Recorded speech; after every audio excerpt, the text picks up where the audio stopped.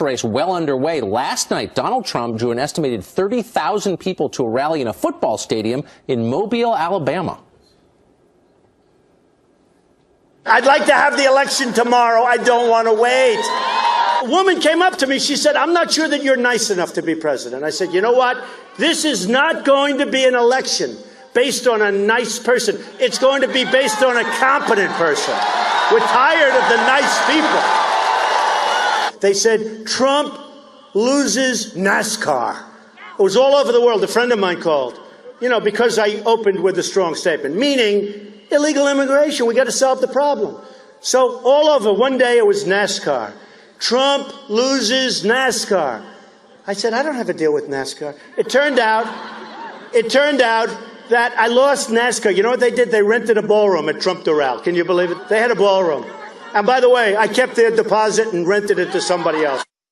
Look at the size of that crowd, 30,000 people. Governor Chris Christie and Bobby Jindal will be in Iowa today. I wonder if they'll have similar-sized crowds at the soapbox speeches they're giving today at the Iowa State Fair. Well, he's just so animated. He has a real knack for rallying crowds. Before he made his way into the stadium, which, by the way, initially this rally was supposed to be at a convention center, a hotel and convention center, and a civic center, and then they had to move to this stadium here.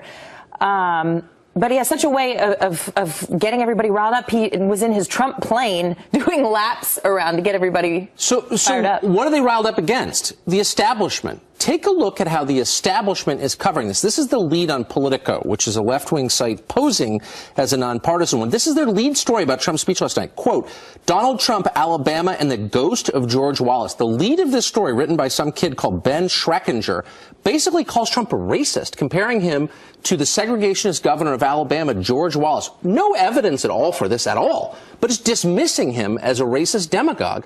No wonder people are for Trump. They may not love Trump's ideas, but they despise this kind of nonsense. Well, it's not just that. I mean, if you listen to his speech last night, he hit on everything. And first he started talking about the art of the deal in that book, and he's signing copies for people. And then he says, but my favorite book is the Bible. So he's appealing to his base, especially here in the primary. He starts talking about ISIS and how our generals and our president are not acting tough enough, and that General Patton would be spinning in his grave.